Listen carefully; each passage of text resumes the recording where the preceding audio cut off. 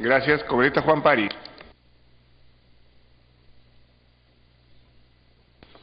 Muchas gracias, presidente. El caso de Ancash realmente pone a desnudo las debilidades que tiene el Estado y cómo la corrupción empieza a aprovecharse de tales debilidades.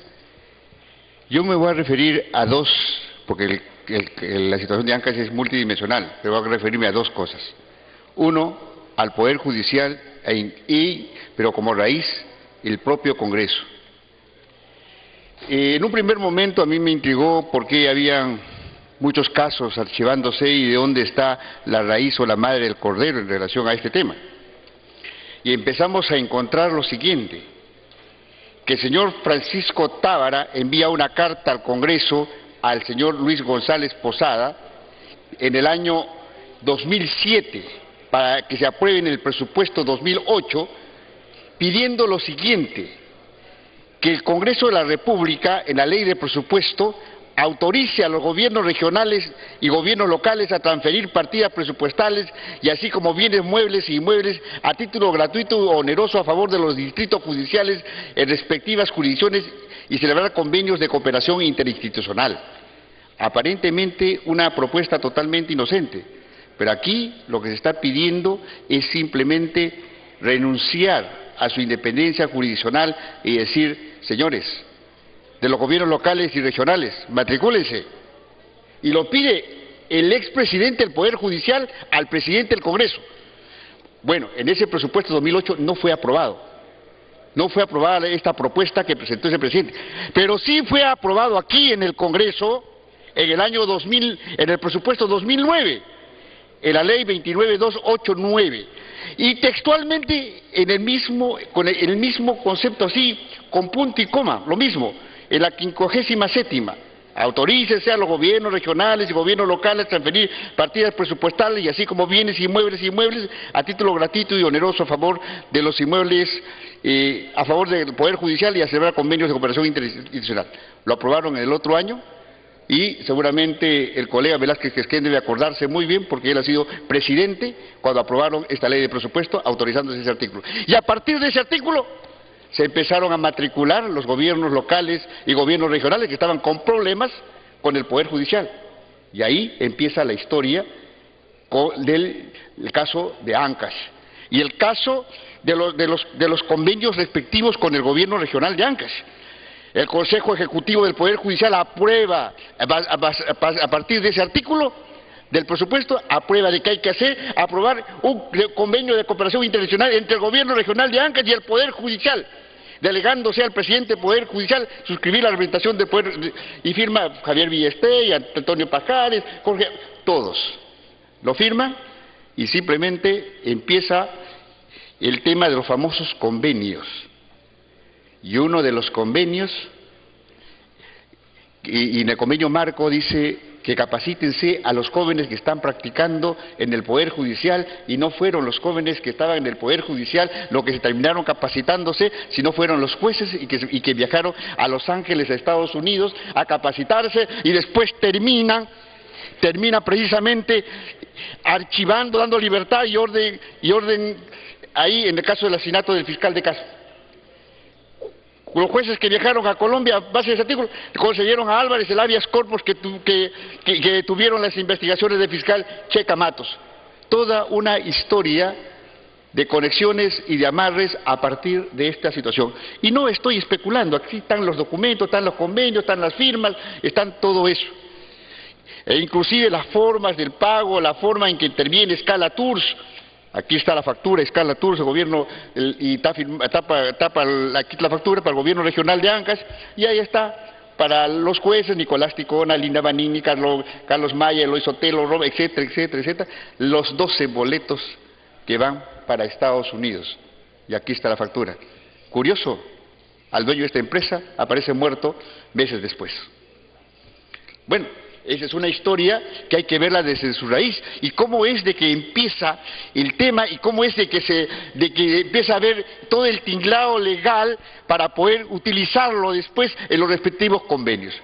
Y aquí no estamos diciendo y entrometiéndonos y decimos no respetamos al Poder Judicial. Lo que estamos diciendo aquí es simplemente y exigiendo que el Poder Judicial tenga que tener la autonomía, tenga que tener la capacidad de juzgar, la capacidad de administrar leyes y no estar sujetándose y amarrándose por una prebenda o por una infraestructura con gobiernos regionales corruptos.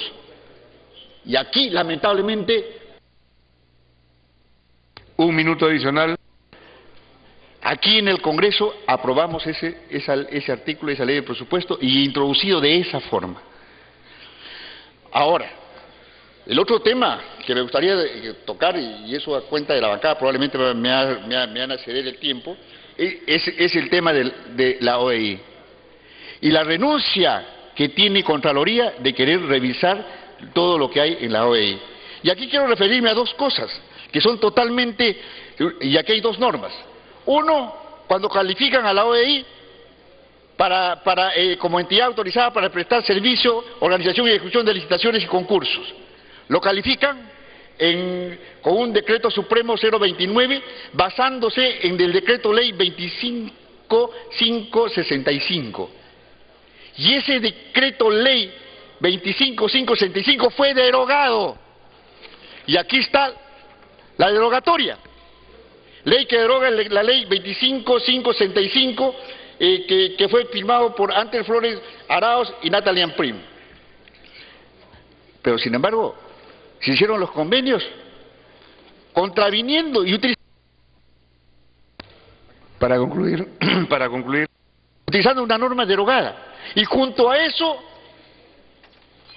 a pesar que la ley le obliga, porque no hay aquí inmunidad diplomática cuando se usan recursos del Estado, y se recursa a usos del Estado, eso se tiene que dar cuenta, lo dice el artículo 4 de la ley que tiene que ver sobre el asunto de Contraloría General de la República. Y se dice, no, hay diplomacia, hay una situación de protección diplomática y por lo tanto no se puede dar cuenta, no se puede evaluar, y eso es un tema que realmente es sumamente peligroso, la renuncia de querer investigar y evaluar a la OEI, donde se hizo un conjunto de licitaciones que a la cual después fueron totalmente cuestionadas. Conjunto de licitaciones que se dieron inclusive al margen de la ley y al margen de la norma.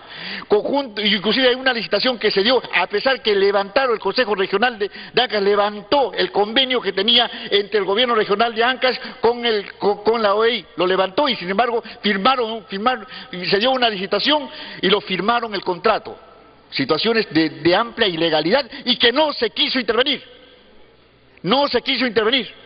Porque decía, tenía inmunidad diplomática.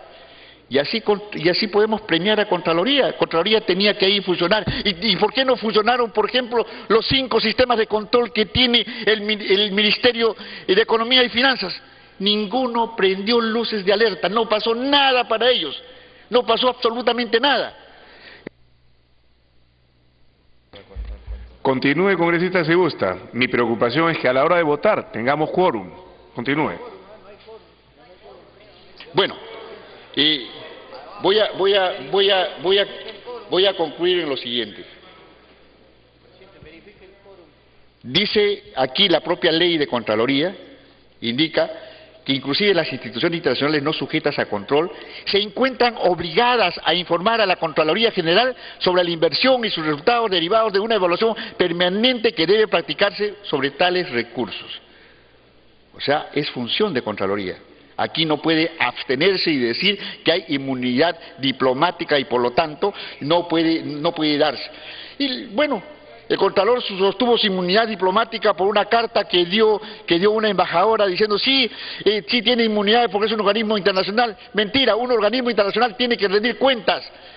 Pero sin embargo, ese organismo internacional en este caso de hoy no se deriva de un tratado que sí podría tener inmunidad diplomática. En este caso no, porque se trataban de recursos del Estado, recursos de los peruanos y por lo tanto tienen que estar sujetos a control. Y de ahí tenemos que aprender, porque no vaya a ser que se esté utilizando otros mecanismos ahora para proteger en base a la inmunidad diplomática y no investigarse y no tener los sistemas de control. Caso de OEFA, habría que ver que no se esté utilizando ese mismo sistema. En todo caso hay que tener mucho cuidado. La cosa, la experiencia y las cosas que estamos evaluando debe servir como parte del aprendizaje de la gestión y así empezar a superar los niveles de corrupción.